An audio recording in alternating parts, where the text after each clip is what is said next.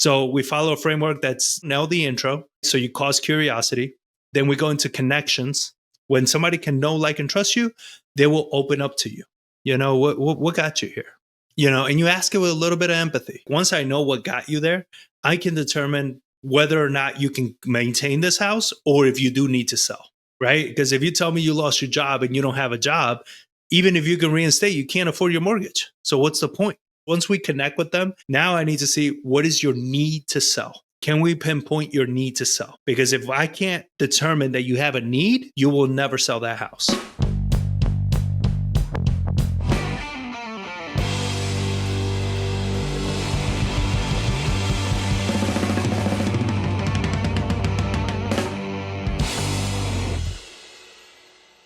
Hey friends, welcome back to the Evergreen Marketing Podcast by Carrot.com, where we help investors build businesses of freedom and impact by helping you get more leads, close more deals. I'm your host, Brady, and today I've got a friend, Jon Barbera. Did I say that right, Jon Barbera? Yes, sir. Yes, sir. Nice.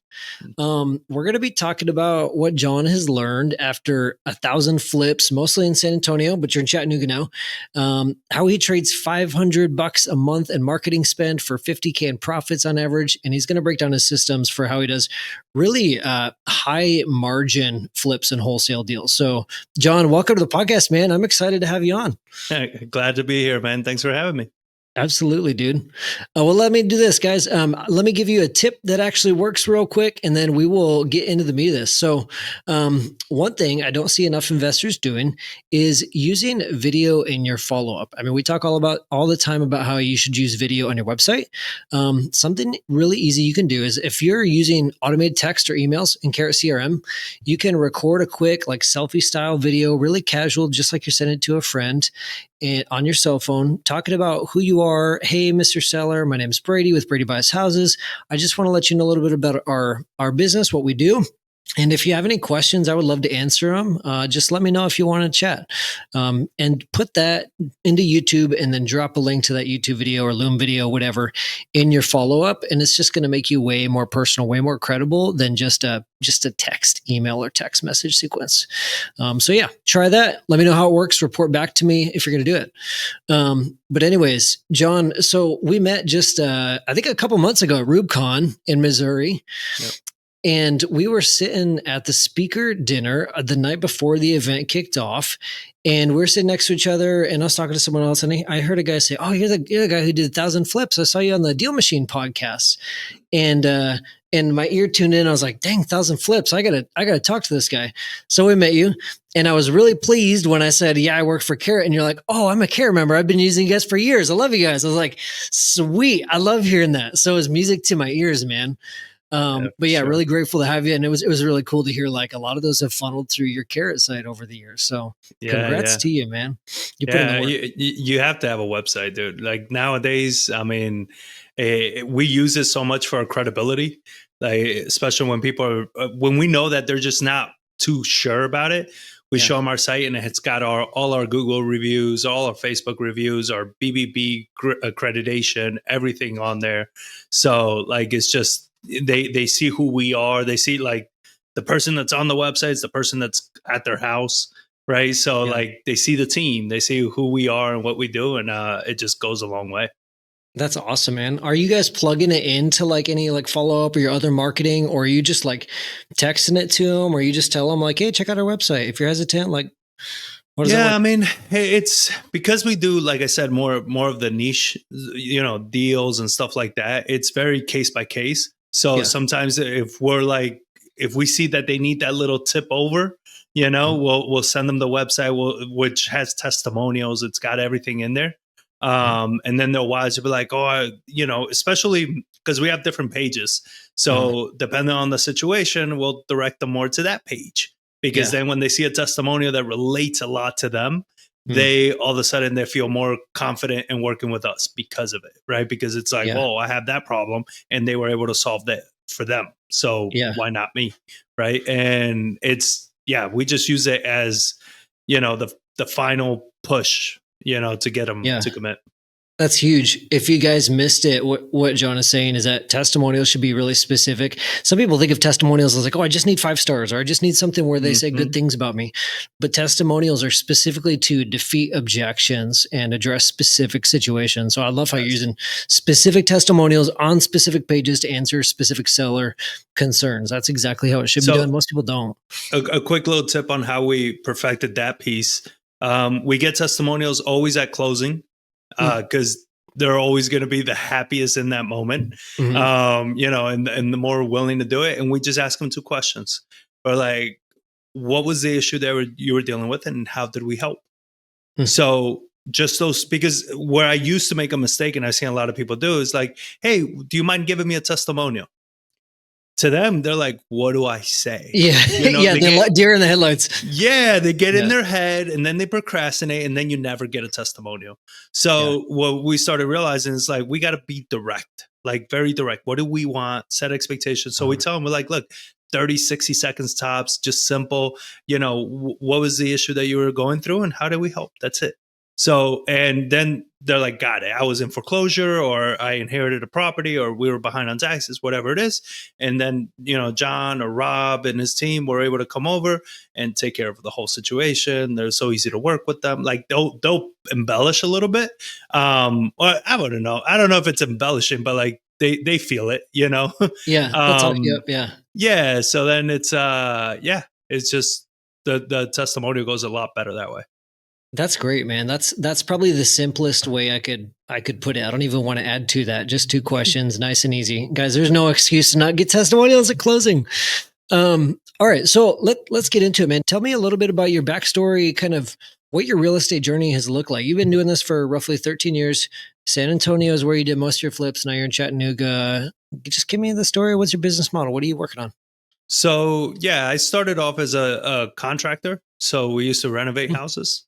And I did that since I pretty much, before I dropped out of high school when I was, 15 or so. So I've been doing construction before that. And then started working for flippers, which that was my first intro into flipping. And I was like, what the hell do you guys do? They're like, well, we buy, fix up houses and sell them. And I'm like, well, no, I'm fixing up the house. So I was like, all right, there's something here that I need to learn how to buy these. Right. And I started like just diving into books and being self-taught in this. And 13 years ago, it wasn't what you have now. Like there weren't these types of podcasts. You weren't going on YouTube and getting up, an astonishing amount of information of all these things. Back then there was like one RIA. I was in New York at the time. It was one RIA and it was like 45 minutes away and it was full of realtors. I go in there and I'm like, hey, I want to wholesale houses. They looked at me like I was the devil, man. Like they're like, no, no, you're not doing that crap. So especially in New York, I would imagine. Oh, dude, not business friendly at all. And New York really sucked for real estate at the time. It was after the financial crisis. So there's a lot of ghost inventory. A lot of banks foreclosed on houses.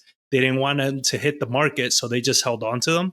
So they wouldn't let prices drop. Taxes were high, rents were low. It was just unfavorable to do anything real estate related.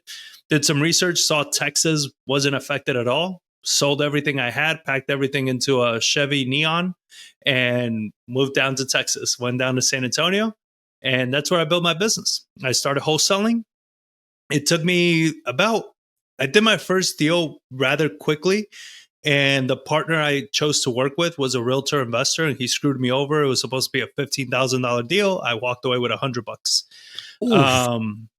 He's like, well, better luck next time. I was like, all right, that's cool. I learned my lesson. Little chink in the armor. Yeah. I learned my lesson. Then the next deal after that took about 2.5 years. So it took me forever. It was not easy for me. Then I started wholesaling. I hated wholesaling. I hated marketing, hated every piece of it. So we got into flipping and we did new construction. We built 5 new homes. I built a portfolio to about 15 properties. And we just did all that for, up until like pretty much the pandemic. The pandemic shut everything down for us because we were generating all our deals from wholesalers and realtors. And the pandemic, for anybody that was in Texas, blew up the real estate market. And all of a sudden, the wholesalers, we were being outbid with our wholesalers, right? Because they were finding buyers that were paying 50, 60, 70 grand over what we were offering. And I'm like, how? What the hell are you guys doing? Yeah. So we had to go back to marketing.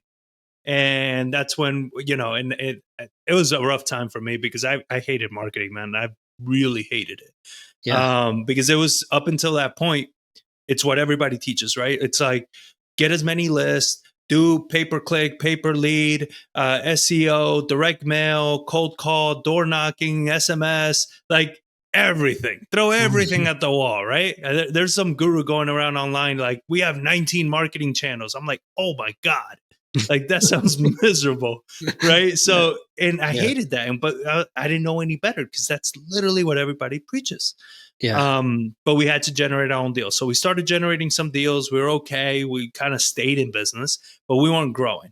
And it was about 2021 that I was like, dude, I sat down with my business partner and I was like, I'm done. Like, I'm freaking done with real estate. Like, it's just every year we're okay, but that's it. I am not seeing a future in this. Like, I don't want to grow this to have to do 30, 40 deals a month. I don't want to run that kind of business. Yeah. I've seen it firsthand what they look like. I don't like them. I don't want to run that kind of business. Yeah. And his eyes got red. And I was like, damn. Like, I felt like I was letting him down because I kind of drive the business, and he's the operator. And I was like, all right, let me see what I can do. It's like, let me give it let me give it another shot. Right. And then I started just questioning everything that we do for lead gen. All right, what are we looking at? What are we doing? And then it's like, well, the issue is like, these people are outbidding us. Why?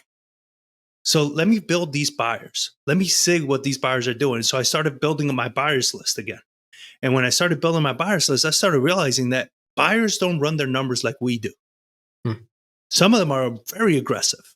And it doesn't make them right or wrong. It's their numbers. Some people just have extra capital that they just need to deploy. So I was like, all right, so I'm not running ARVs or repairs anymore on any of my deals that I wholesale because they got their own numbers. And then it's like, so now I go into marketing and I'm like, all right, now that I know what my buyers want, let me stop marketing to all of San Antonio and let me just cherry pick these areas that they want properties in. And then it's like, what is causing somebody to need to sell? Absentee list is not a motivated list. You understand? Even the foreclosure list is not a motivated list, believe it or not. Just because they're in foreclosure does not mean they want to sell. This was a lesson that took me a minute to learn. So we started like figuring it out. And then we went, at one point in our marketing, we were doing about 8,000 properties a day of marketing, like text blasts and all that a day. And we went down to marketing to about 50 to 60 properties a month. And it was a big shock for us because you're always trained that more is better. So it's like more leads, more everything, all that. And we went way down. So it was a little scary at first because it's like, what are you going to get out of 50? It's a numbers game, right? You got to talk to X number of people before you get X number of offers and all these things. Yeah. So now I went to the next one, which is now I got to get better at every conversation. Well, let me ask you real quick. So what marketing channels were you running and what did you cut when you went from like 8,000 outbound a day to 50 a month? Before we were doing, so it was all, we were generating our own lists, right? So it was absentees, tax delinquent. We did a custom list that we did pretty much people that are 65 and over and own the house for 15 plus years. And their house is like between a certain square footage, because then we're like, at this point, they're more likely to want to downsize and the house is too big. Right. Yeah. So they got equity in the deal and all that. So we were like even kind of getting very creative with how we were structuring our leads. Yeah. We were doing obviously foreclosures, evictions. We were doing direct mail. We were doing SEO. We were doing PPC. And for a little bit, we did the PPLs as well. Oh, we did Facebook ads as well. So, I mean, we were spread, I mean, very, very, very thin. So a lot going on. Yeah. A lot going on. So December of 22, we shut it all down. And what we did, I had about 12 people on my team, mostly VAs. We got rid of everybody. We kept one VA that he's been with us for, at this point, like 9 years. Wow. We kept him, my business partner, myself. And that's it. And we're like, all right, if we can't be making $500,000 a year just as us, why bring anybody else in? Right. So we just went to one list. We picked a pre-foreclosure list and we went to one source, which was cold calling, because it's the most direct aside from door knocking. It's just door knocking is not scalable. So we picked cold calling, we picked one list, and we started hitting it. And as we started focusing on that one list, like so diligently, we started spotting trends. We're like, oh, you know what? We want properties that have a deed of trust date of 10 years or more, because a deed of trust of 10 years or more has more equity in it. And then we're like, oh, you know what? Let's aim for institutional lenders and not LLCs, because LLCs were a pain in the butt to work with, because we had to get our attorneys to file give them demand letters, because they won't give us any information, because they don't, it's individual people. They don't care. They just want their money back, you know? So institutions, they have structures, so they got to follow along. So we started doing all these things. And then recently we were like, oh, we need to go after people that have all that, plus they're deceased. The owner that's getting foreclosed on is deceased. So that brought us down to like less than 30 leads a month.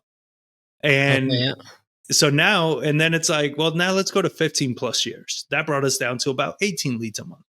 And so now our time marketing is a lot less, but our profits, we have one right now that's going to net us probably around 140, 150. We do most months we do multiple six figures. And it's still just a team of 3. So it's just, and in marketing, we have I think we have at this point, like $600, because we got a new system to test out like the stackability of it. So it's more or less what we spend a month on marketing. So would it be accurate to say like 6 figures a month on about $600? Yeah. That's crazy. Yeah. And some months we do like 250, 280. Most months it's at least 6 figures. It's at least 150, but it fluctuates between there.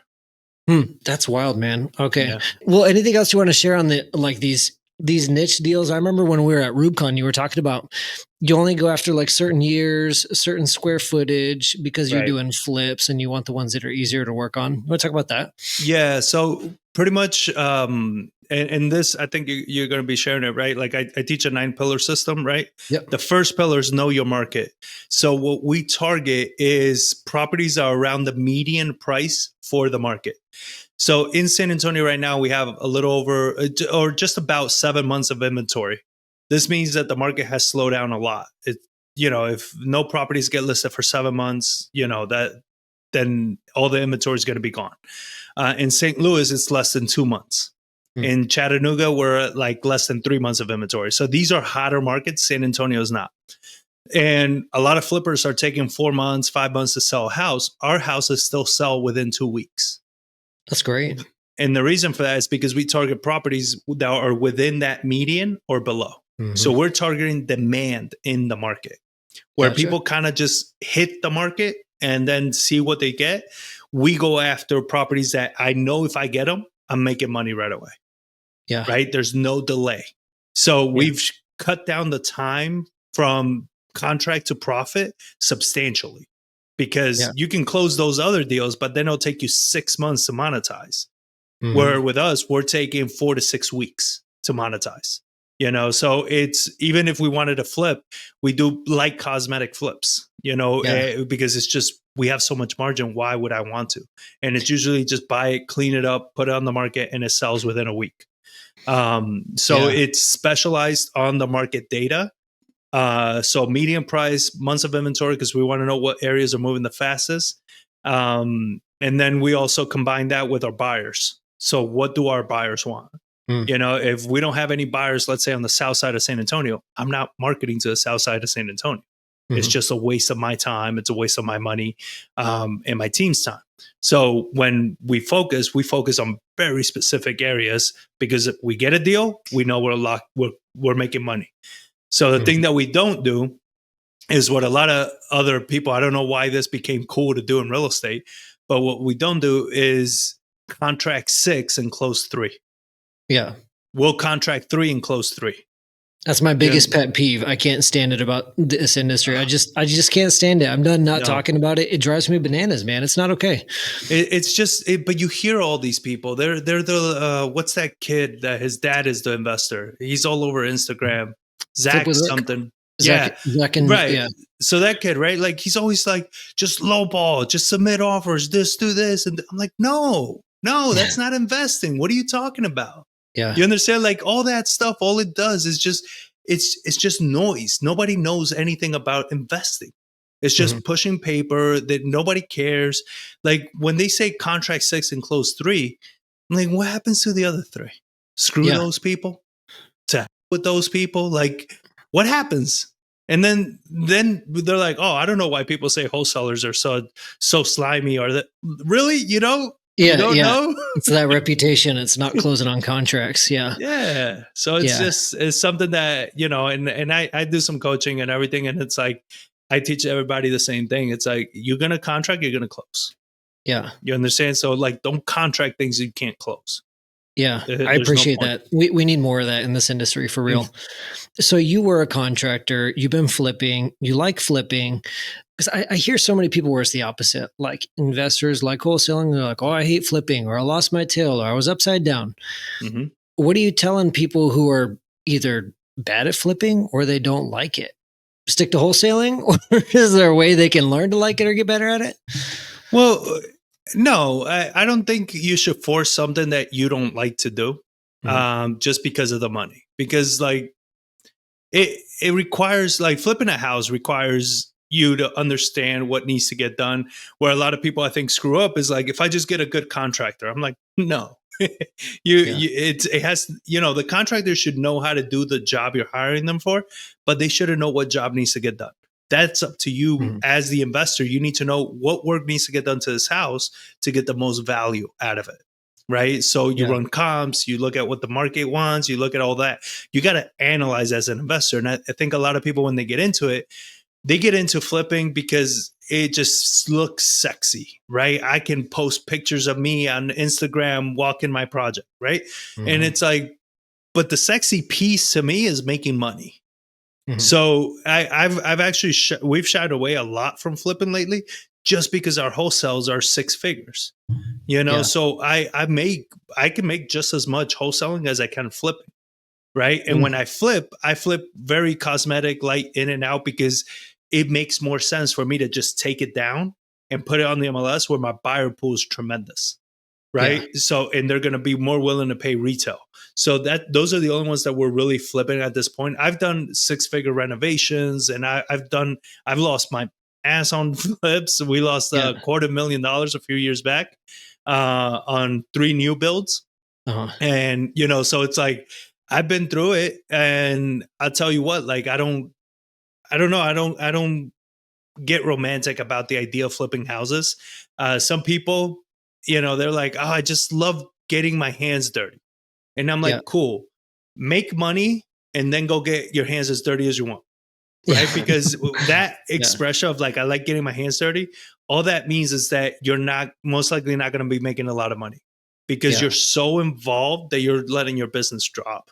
Right. So I'm like, you want to look at it more romantically, then that's cool, but let's still focus on making money first. So one of the things I try to teach people first before they get into flipping is manage and like control your acquisition base. Because if you can generate high margin deals, let's say because it's going to happen, you're going to get into a bad flip. Why I didn't like get stressed the hell out when I lost $250,000 is because I had so many more deals coming in behind it that I didn't care. I mean, I cared, don't get me wrong. I was pretty upset, but at the same time, like, I wasn't out of business. You know, that year we made more money than the year before, even losing the $250,000, right? And every year after that, we've been making even more money. So it's not about, you know, like, are you going to lose money? It's like, you will. You will. There's going to be moments where you thought you were going to make 40 and you made 10, you know, or you barely walked away. It's like, but that took you 4 or 5 months. So did you make any other money than those 4 or 5 months, or is this it? Because now you're hurting, right? Yeah. So Yeah. keep the deal flow going. So I teach acquisition first, generate high margin deals consistently. Then you can do the flips, rentals, whatever you want to do. But at this point, money keeps coming in. Yeah. So kind of finish painting this picture for me, Jon, of like how you get these high margin flips. I guess, what are you doing for marketing now? What are the marketing channels you're running? And is there any other criteria you're looking for? Or is it a part of your negotiation process where you're able to get these bigger spreads? Like, what's working? Right. So it's how I'm getting them is exactly how I explained it before. Is the foreclosures. That's what we target in San Antonio. In St. Louis, we do probates. So we're doing pretty much like a stack list of probates. So we're looking for probates that the house is vacant and the heirs don't live anywhere near there. So it's very niche down, because then it creates more urgency from the heir to be like, I don't want to deal with this house that's the next state over or whatever it is, and I don't ever go to it. And in San Antonio, we're doing the foreclosures, the pre-foreclosure marketing. But where we stand out is on our approach. So the list is one piece, right? It's a big piece. We skip trace those. We use Skip Genie to skip trace them, or TLO. We alternate between those two. And then we cold call them. But what we do with foreclosures, it's different, is where a lot of people contact foreclosures with, do you want to sell? And they're in foreclosure for a reason. If they wanted to sell, they wouldn't be in foreclosures. They would have sold the house already, right? So they're in foreclosure because they don't want to sell. So what we started realizing is, and this is why you specialize on a list and you don't go wide. When you specialize, you're able to dig so deep into it that I can dig into the psychology of the seller. I can dig into the whole concept of foreclosures. What opportunities are there? What ways do they have to stop them? What other tools can they use? Because believe it or not, my first intention is to help them. Mm-hmm. There's people that they don't know that they can just reinstate the loan, and they have the money to reinstate. I'm like, what are you doing? Call your bank, reinstate the loan, and you'll be good. You understand? Like, oh, I didn't know I could do that. I'm like, yes, go. Save me. There's your 5-star Google review without having to do anything. Yeah, that's your right. Saving grace. Yeah. Yeah, leave us a review. And so, because I believe as investors, man, like we learn the skills and the techniques to be very dangerous if we wanted to. Like, I can literally steal people's houses and nobody can really stop me, right? Because I could do it legally. It's just because you can doesn't mean you should. You understand? So it's one of those things that, like, you develop these skills, but it doesn't mean that you should take advantage of them. So with foreclosures, what we do is we call and we're straight up with them, right? We're like, hey, look, it's come across my desk that your house on Feather Ridge is set to be auctioned off at this date. Are you still needing help stopping that foreclosure and saving your home? Nobody approaches it that way. Everybody's trying to buy. So they're like, yeah, I would love to save my home. Great. Let's talk. What got you into this? Instead of skipping this, instead of going straight towards, hey, would you like a cash offer, or would you like to sell? Correct. Yeah. Are you looking at stopping that? Interesting. Yes. I like that verbiage. So then, and we do that across the board. So I got students in Florida and all over that they do different lists. So it's always figuring out, what's your market doing already? What are the people in your market doing right now as far as marketing goes and all that? And how can you stand out from them? Right. Yeah. So if everybody's saying, do you want to sell your house? Do you want to sell your house? Do you want to sell your house? Don't say that, because as soon as they do, their brain stops listening. It's like, oh, it's another one of those. But if we could do a pattern interrupt and say something they're not expecting, all of a sudden they're like, wait, what? And as soon as they do that, wait, what? We got them, right? Now we got their attention. So we follow a framework that's the intro, nail the intro, right? So you cause curiosity. Then we go into connections. So ask connection questions. Connection questions has nothing to do with the house. It has to do with getting to know them getting to know you, so they can know, like, and trust you. When somebody can know, like, and trust you, they will open up to you. So, in foreclosures, we pretty much ask them, it's like, hey, because they're like, yeah, I would love to save my home. All right, great. Curiosity, like, what happened? What got you here? And you ask it with a little bit of empathy, because now what we're determining is, like, once I know what got you there, I can determine whether or not you can maintain this house or if you do need to sell. Yeah. Right. Because if you tell me you lost your job and you don't have a job, even if you can reinstate, you can't afford your mortgage. So what's the point? You're going to lose it anyway. And if you can even scrounge up the reinstatement money, you lost that too. So why keep digging a deeper hole? Right. So we ask those connection questions once we connect with them. And a key to connection is when you ask a question and they respond in a full sentence. If you ask a question, they're like, yeah, no, I don't know. Yeah. You haven't connected yet. They're not talking to you. But when you ask a question, they're like, well, yeah, that was sort of this thing and blah, blah, blah, blah, blah. Okay. Now we're having a dialogue, right? Now with the dialogue, I can move to the next phase, which is motivation. Now I need to see, what is your need to sell? Can we pinpoint your need to sell? Because if I can't determine that you have a need, you will never sell that house. Because then what ends up happening, and what we see a lot in this business, is people make it about the numbers. 70% of ARV minus repairs and minus my wholesale fee. No, that's just stupid. You're never going to get high margin deals by doing it that way. You're always going to cap your profit. You understand? So what we do that's different is we determine, like, what do you need right now? Like, what's your ideal situation? You're in this case, you're in this situation, you told me all these things are the pain points. Like, and they tell you, they're like, honestly, if I could just get out of this loan and start fresh, I would love to do that. Yeah. So it's like, so if I could take care of that loan and maybe give you, I don't know, like $5,000 for you to move, they're like, that'd be amazing. Yeah. That's it. Easy. Right? That's it. But and let's say the loan and the $5,000 is $110,000 offer. I never say, if I give you 110, because if I give them 110, now I'm relying on them to run the numbers in their head. At 110, what am I even walking away with? Right? And they don't know that.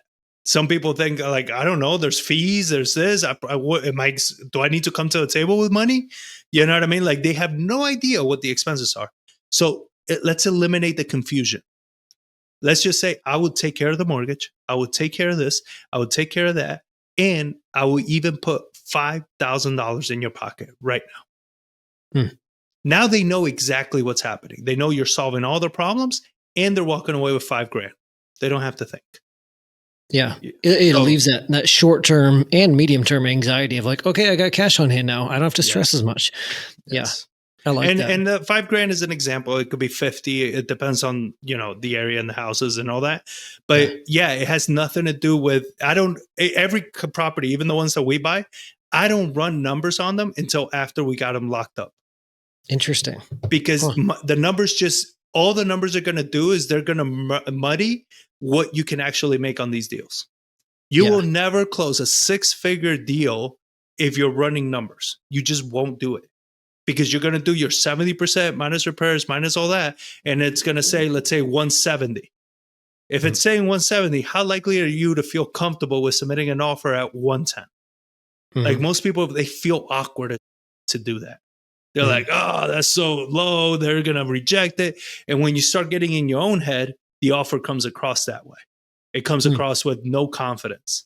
So then don't be surprised it doesn't get accepted. But when you present it this way, all of a sudden you start doing higher margin deals. And you're like, because to me, it's easier to close deals this way than it is to 70% minus repairs. ARV is an opinion. Repairs are an opinion. Interesting. You're putting in your opinion on your numbers. If your opinion is off, so will your numbers be. Yeah. Interesting. So you had mentioned at one point, doing your market research, figuring out what other people are saying, what other people are doing, and just trying to be different with that verbiage you were talking about. Like, would you like to stop foreclosure in your house? I like that. Before we hit record, you were saying you moved to Chattanooga, weren't planning on doing much investing. Now you're like, it's too much opportunity. I can't not invest. Yeah. What does that look like for you? Market research, or I should say competitor research. Like, what are you doing? What's your process for that? So what I do is first order of business is I go to networking events. And I went to a networking event, which was a cigar meetup. And I love cigars. Yeah. I was expecting, it's a little town, right? This town is 200,000 people or so. I'm a little town. We're like 30,000 people. Well, that's a street. But in Texas, we have in San Antonio is like 2.2 million, right? Yeah. So I'm expecting a small little intimate meetup, right? 5, maybe 10 people. Dude, it was like 60 people in that room. I was like, Yeesh. What? For cigars? I was like, you couldn't niche down any more in that. Yeah. Right? Like, not only are they in real estate, but they also smoke cigars. Like, this is insane. 60 people were in the room, and it shocked me. I was like, wow. Okay. So I started talking to everybody in the room. What do you do? What do you do? What do you do? What do you do? What do you do? And I started gathering. I'm like, I haven't spoken to one wholesale. And and these were all buyers. And I'm like, where do you buy your deals? They're like, off the MLS. Really? Do you not work with wholesalers? Oh, yeah, I think there are a few around. I'm like, a few around? Oh, my goodness. I'm like, okay. So coming from San Antonio, you're like, yeah. Oh, man, San Antonio is brutal. And I was like, okay. So I started getting really excited. And I was like, all right, this is cool. So my next step is I go on Facebook groups. I join all the local real estate Facebook groups. And I start seeing who's posting deals and everything. Needless to say, there aren't that many people posting deals. But every time a deal does get posted, I see who responds. And I'm seeing all these, these buyers responding like piranhas going after them. So I started reaching out to the wholesalers and the buyers, setting up appointments to like meet up with these people, right? And get to know them. And I met with a few wholesalers. Dude, they barely like move. Like, it's just, they're happy with their $15,000, $10,000 wholesale deals, and they don't do a lot of marketing. They do just mostly website leads. And I was like, but what about direct to seller? Yeah, I don't really like doing that. I'm like, okay, this is good. You don't like doing that. You understand? Like in San Antonio, it's not what you like. You have to do it. You understand? Because that's the demand in the market. So I was like, all right, so you don't like doing that. So this market hasn't picked up yet. You guys don't have competition. And I started doing some research. We can do foreclosures just like I do in Texas. The laws are very similar. So I started talking to some of the buyers. They're buying deals off the MLS. What that means to me is that at the margins I get my deals, they are paying premium. Because if they're willing to buy off the MLS, that's my competition is the MLS. So you better believe that when I price my deals, they're going to be priced at MLS numbers. Yeah. You understand? I don't need to give a deal like I do in San Antonio because it's like you're buying off the MLS. They're already buying. Yeah. Yeah. Maybe a $5,000 discount is more than enough, but I'll still be making 80 to 90. So it's it blew my mind when I started doing all that. And I started looking at marketing and where to pull the foreclosures, which is simple. All of that, I'm like, okay. Then the next thing is finding a title company that can handle those. Not all title companies know how to deal with messy airship issues, judgments, liens, fee attorneys that work with them that know how to handle those. So I started looking into those. I already found a few that know how to do that. And for people to understand, like a title company anywhere in the state is good enough. Like it doesn't have to be in your local market. It just has to be in the state because it's state law, right? So as long as they're within the state, I don't care if the title company is in Nashville because I use mobile notaries. I'll close at a UPS store. I don't have an issue. But I just need the title company to know what the hell they're doing. If they're doing pass-through funding, double closes, because nobody wants to sign an assignment agreement for, $80,000 when they're probably making 25 on the flip. Right. So it's like you do double closing, pass through funding, things like that. And, you find a good title company and that's it. Interesting. How many deals have you done since you moved to Chattanooga? Oh, no, none. I just started. Like I told you. You just started. Just started. Yeah. I wasn't planning on doing that. I just came here because I love the weather. I love the mountains. I was still running my business in Texas and we're expanding in Texas. I have a partner in St. Louis. So we're doing that.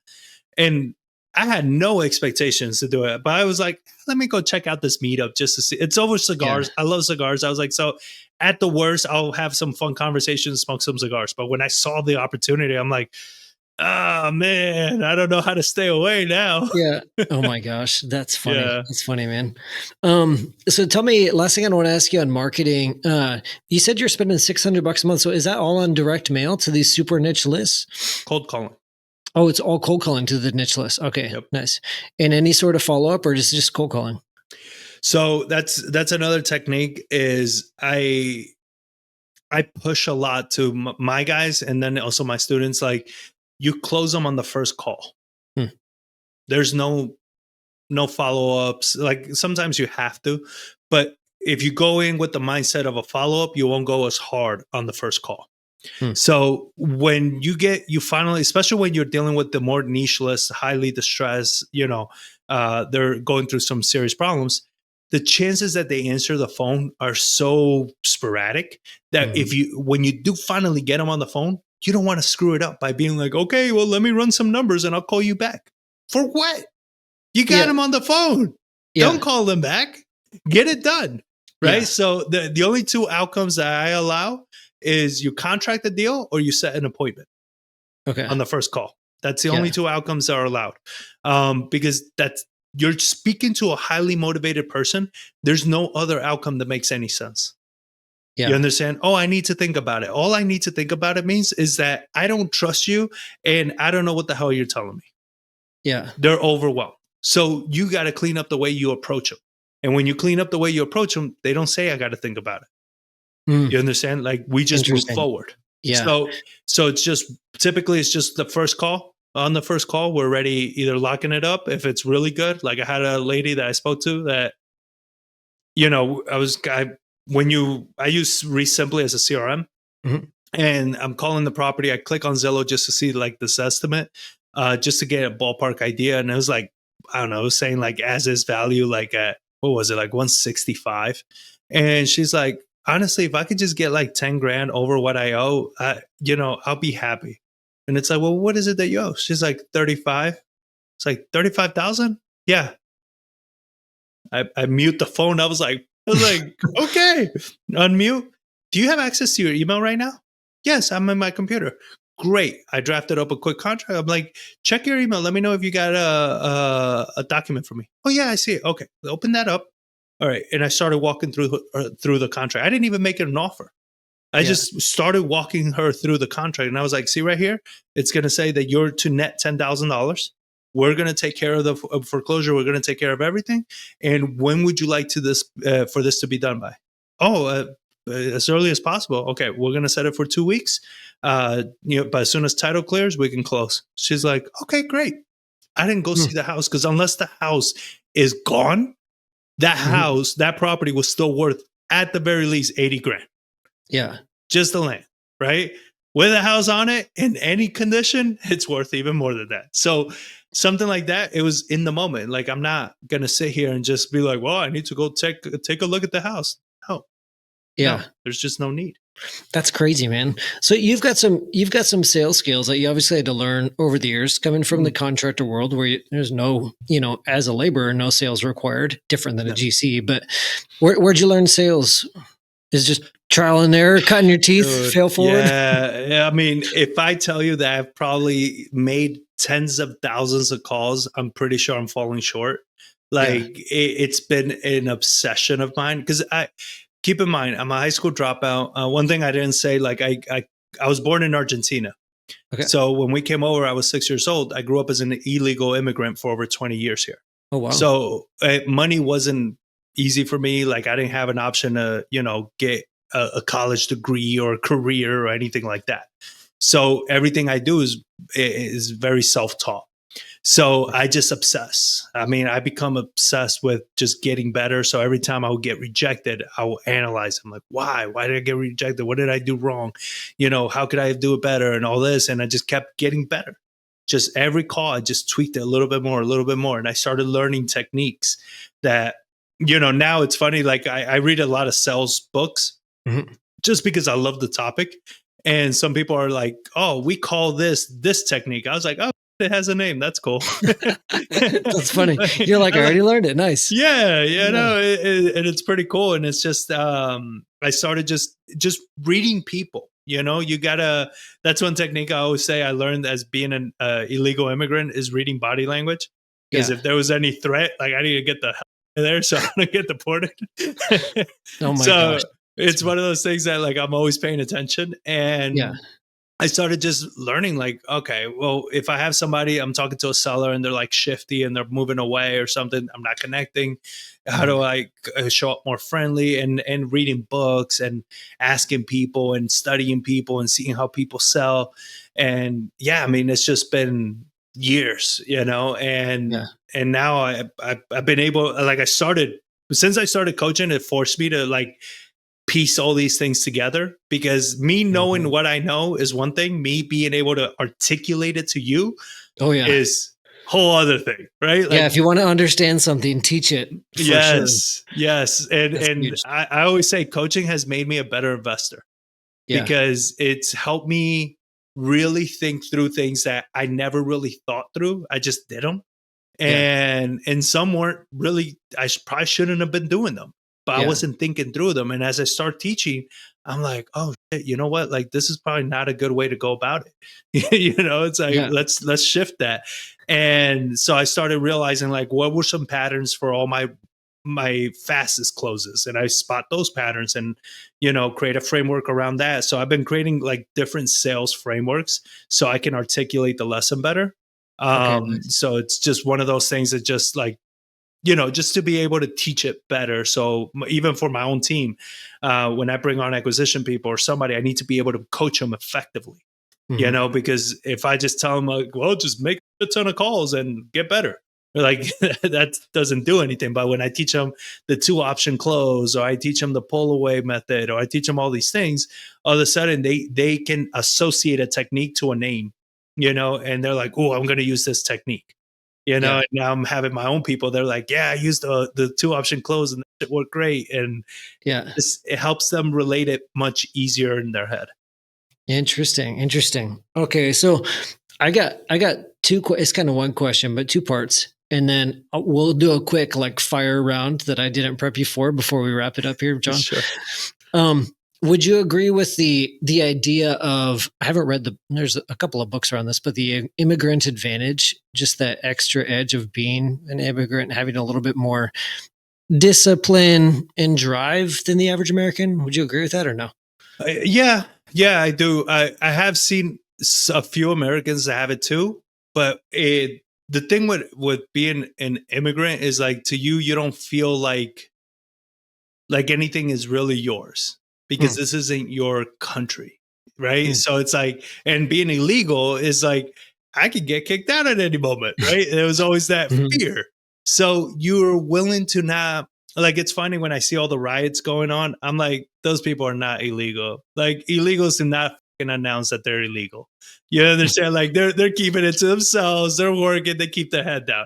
All those people, I don't know who they are that are rioting, but it's definitely not illegals. Like, it's just something that you mind your business. You get the work done. You're not, how do I feel today? Nobody cares. I don't like this job. Nobody cares.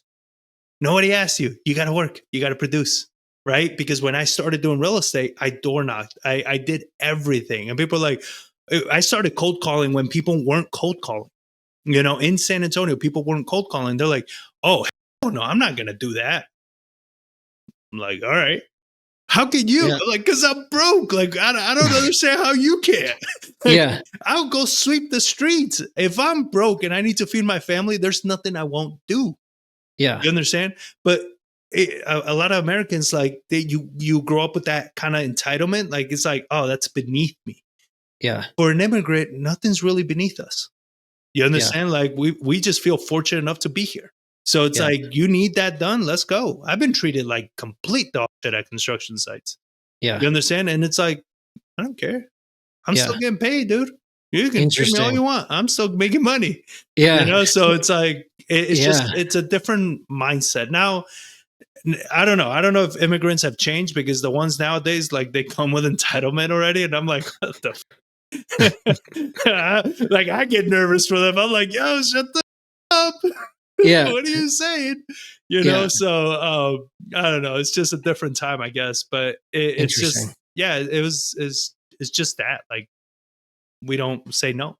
Yeah, I like that. I like that a lot. My lame question was going to be like, what's a cheat code, or how do you emulate it? But you kind of already answered it. What I'm hearing is, well, one, necessity. It's just pure necessity, and there's an element of like, just the fear. I just got to do this. I have to. It's survival mode. What I would say, sorry to cut you off, but what I would say is a hack: surround yourself with people that are better than you, that are striving for more than you. What I notice with a lot of people that they're not aiming higher, you look at the people they hang out with and they're all losers. And it's like, that's why you're a loser too. Right. And if you want to be it there, that's fine. Don't complain about it. But if you're like, I want more, change the people around you. So I am always making sure like the people around me are always either at my caliber or higher, and we're all leveling up. Yeah. My coaches have coaches, right? Like we're all leveling up. I don't accept to be in an environment where people are settling. I don't like it. I'm not saying there's anything wrong with it. I'm just saying I don't like it because I want to keep leveling up. So the people around me are all constantly leveling up. So if you shift the people that you hang out with on a regular basis, you are going to see that you just start wanting more and going for more and willing to do more, because it's like you're surrounded by that kind of energy. So I would say, like, you know, if you weren't an immigrant, use that. Yeah, I can appreciate that. It's like, and you can have both too. I mean, you can have a few peers, but then, get those people in your life who are like 5, 10, 15 years ahead of you, that are doing more. Yeah, I like that. Well, cool, man. Let's do a quick fire round and then we'll wrap it up. I'm going to put 2 minutes on my fake clock. Ready, set, go. I'm going to throw you 4 questions. We'll keep them short and sweet, and then we will wrap it up. How's that sound? Let's go. All right. So number 1, what's the best piece of marketing advice you have for someone, either strategy or tactic? Look for the straightest path possible. So a lot of people get too fancy with marketing and they want to do direct mail, pay-per-click, or anything like that. The most direct path is either door knocking or cold calling. Yeah. I don't care how uncomfortable it is. Like, it's the most direct path. Why beat around the bush? While you beat around the bush, I got to them faster than you. You understand? So like, pick the most direct path to the most motivated person and hammer it and just become the best at it. That's good. I'd say SEO is the 180 from that. They're both direct. It's the shortest, straightest path. It's just inbound instead of outbound. Yeah, it's interesting. Okay, number 2. What's a book that changed your life, or what's a book that was big for you? And in a few words, what was the problem that it solved for you? So I got, I know it's this is a book like most people have never heard of. It's called Rich Dad, Poor Dad. I got to put that in the fine print for my question. No Rich Dad, Poor Dad.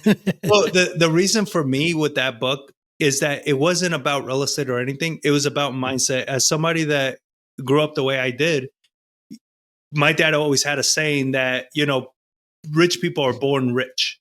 And what that book taught me was that's not true. Yeah. Rich people are not born rich. You can become rich. And when I read that book, that was so I never read during high school or anything like that. Like it was very embarrassing to hear me read. That was the first book I read. It was, I was probably like 20 years old. And I read that within like 2 weeks, which to me was astonishing. And that validated that I can do this. Yeah. You understand? And because of that one book, like I never looked back. Like I never looked back. I just went full steam. And now, aside from that book, the book I read every single year, and I either read it or listen to it, is Think and Grow Rich. Because, dude, that book, it's this. As a coach, what's funny is like, I thought I was going to be coaching strategy.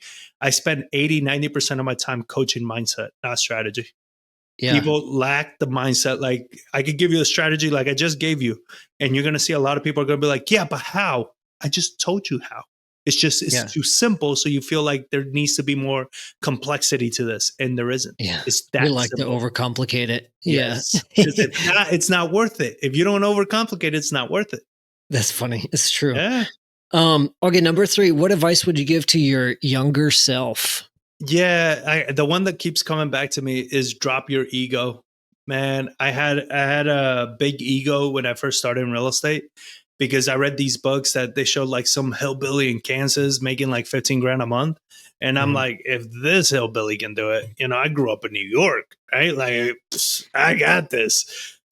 No, man. Like it was all ego. And it just took me years to drop it.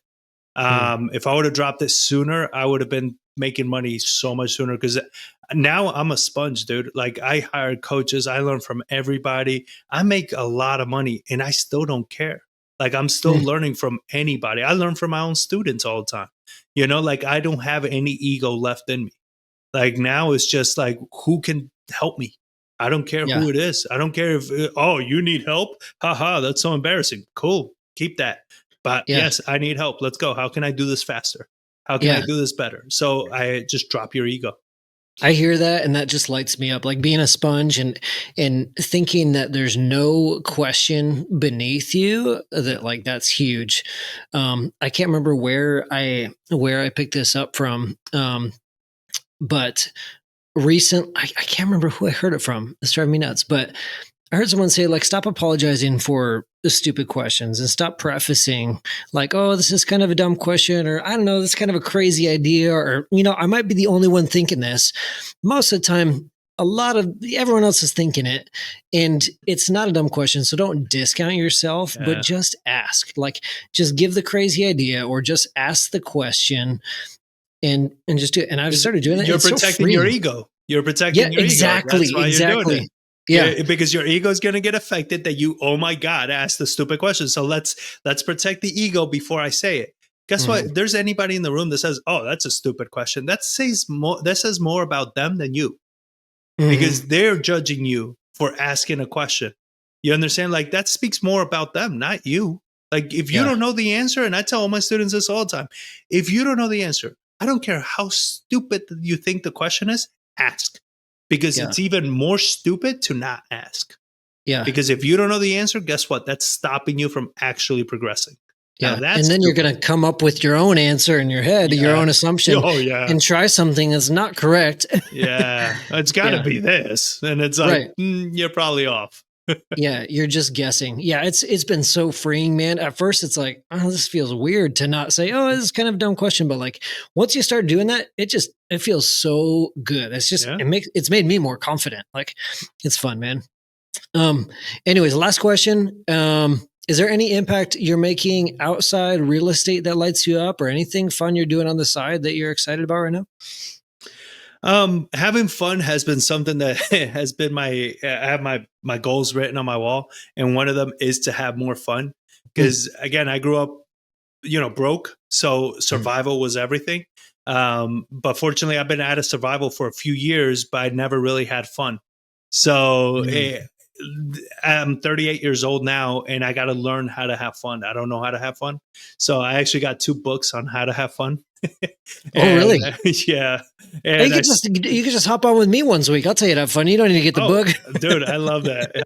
So I started looking for hobbies, things I like. And as a contractor, I like working with my hands. So I started building like these little models, those wooden models. Oh, that's cool. Yeah. So started doing those things. I'm learning how to play the piano, learning how to go fishing. We're hitting the lake this week. We're getting a boat and just getting out to the river. So I'm starting to practice more fun. And in July, I'm going to Barcelona to run with the Bulls. So no way. Yeah, so it's started to do it little by little, but it's been uncomfortable. Good for you, man. That's awesome. Keep it, and especially the piano. It's going to keep your cognitive skills sharp, and you got the therapy of just sitting there tinkering with wood stuff. Just kind of dwindle down your thoughts a little bit. Yes, that's cool. Good for you, dude. Yeah. Well, we're at time. Dude, I really appreciate you sharing your story. Thanks for teaching. This has been just a really fun conversation. If people listen to podcasts if people listen to our podcast for 2 or 3 hours, I would just keep talking for 2 or 3 hours.